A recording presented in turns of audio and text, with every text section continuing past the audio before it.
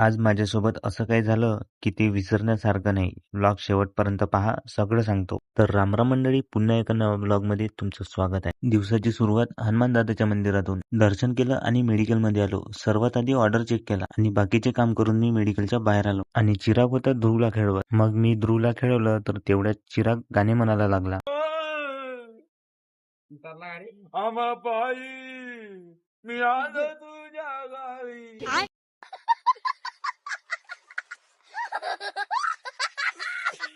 आणि मग आम्ही कॅम्पा बोलवली. साधारण होती म्हणून आम्ही फ्रीजमध्ये ठेवली. 5-10 मिनिटांनंतर बघितलं तर बर्फ झाला होता. म्हटलं आता कॅम्पाला पेता नाही येणार, खाता येणार. आणि मग घरी गेलो होतो जेवण करायला. ठीक आहे, समज गया.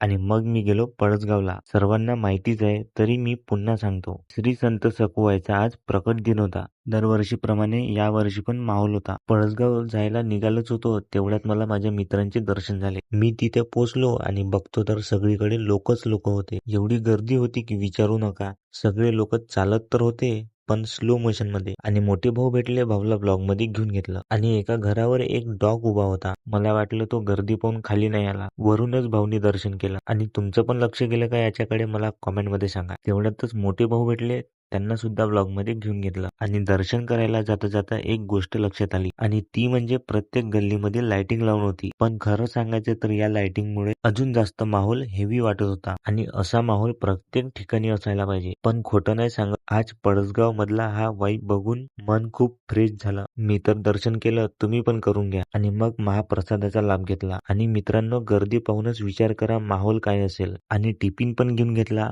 हा टिफिन माझा नाही पण माझ्या एका मित्राचा आहे. आणि घरी जायला निघालो तर मला एक सिंधीचा फेमस रील स्टार भेटला. त्याला पण ब्लॉग मध्ये घेऊन घेतला. आणि आज आपल्या ब्लॉगची खूप मोठी फॅमिली भेटली. भेटून खूप खुश झालो. पण माझ्या ब्लॉगच्या फॅमिलीचं प्रेम बघून ब्लॉग मध्ये घ्यायचं विसरूनच गेलो. घेऊ आपल्या फॅमिलीला पण नक्की ब्लॉग मध्ये घेऊ. आजचा ब्लॉग कसा वाटला कॉमेंट करून सांगा आणि लाईक शेअर करायला विसरू नका.